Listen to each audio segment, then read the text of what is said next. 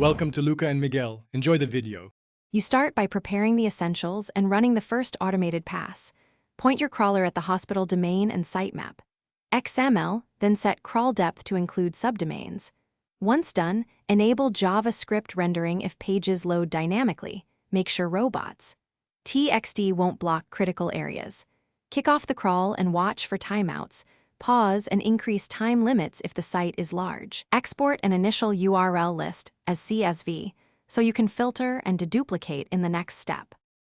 Once the raw list is ready, examine status codes and remove 4xx/5xx or flag them for follow-up. Keep 300 ones but note their targets.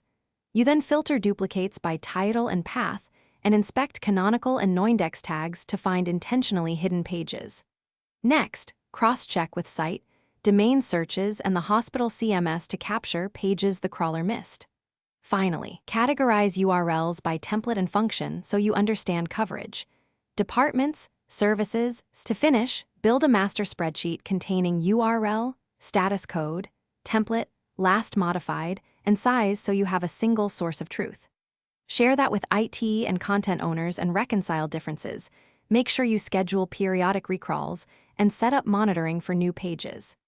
If things go wrong, a key troubleshooting step is to verify blocked resources and authentication walls. Test the crawler with authentication, or run a headless browser pass for JavaScript-driven pages to reveal hidden URLs.